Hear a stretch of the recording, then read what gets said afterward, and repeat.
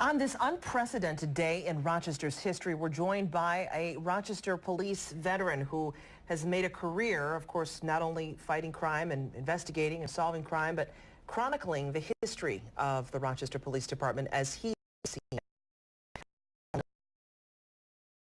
Thank you for having us. Very difficult day, we know. It's a hard one for you. Hard, yep. This is a day that you never thought you'd ever see. No, it's all the possibilities always there, but you know, you're trying to block it out of your mind and hope that it would never happen. And I've been there. It'll be 49 years this coming October, and I certainly wish my career would have gone by without having to deal with a situation like that. You were out there that evening, weren't you? Yes, I was. Sorry.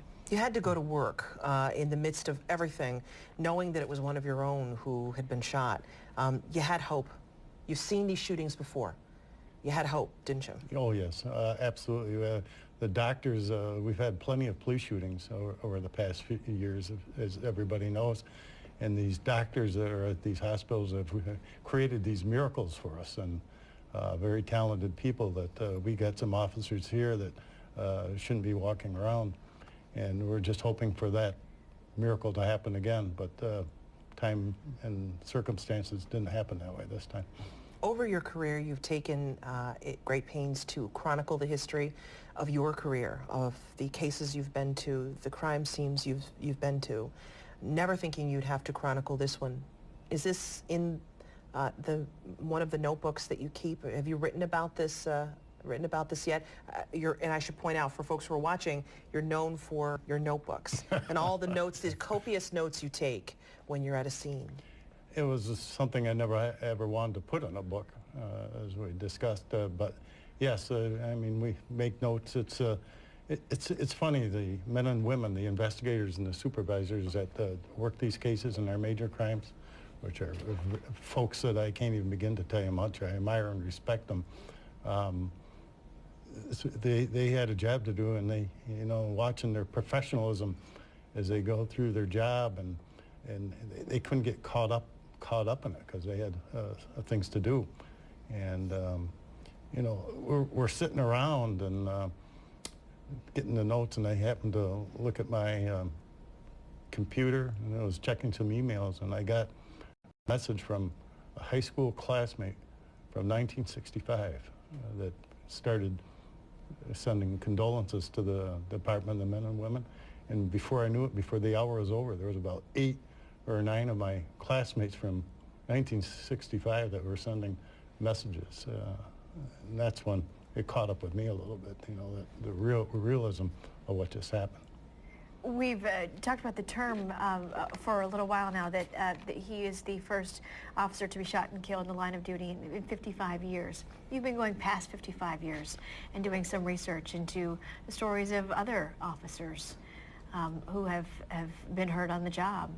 The first one was in 1876. It was an officer by the name of Louis Gomelinger, who was shot down on State Street, apprehending a person that was causing a disturbance. So that was the first one. And with the passing of Officer Pierson, there's been 15 officers. And it actually started Crime Stoppers. We're rededicating the old 4th floor of our public safety building. And I learned there was only one detective. His name was Victor Woodhead, who was shot and killed back in 1932. And I thought, wow, gee, that would be a kind of a memorable thing for our floor, seeming that we were all into the plainclothes investigative. So we're preparing for this open house for the floor and Crime Stoppers. And so I started looking at that, and I thought it was pretty interesting. And I know the state police have down in their headquarters, their training down in Albany, right, preserves all their history. So I thought, well, why shouldn't we do that? Right. And then, so we've got boxes of newspaper articles, anything we could find. In some cases, I found all the photographs from the crime scene back to 1932 for this wow, Victor Woodhead. Right. So, and I want to do that, to remember them. I want the younger officers to realize who came before them. It's a brotherhood. I think the brotherhood has been pretty well expressed in this community during the sure, past few days. And right, I think at the funeral, you're going to really see, unfortunately, the bond. It doesn't matter if you live here, Florida. It's a strong bond. History being made today in a way that no one wanted to see.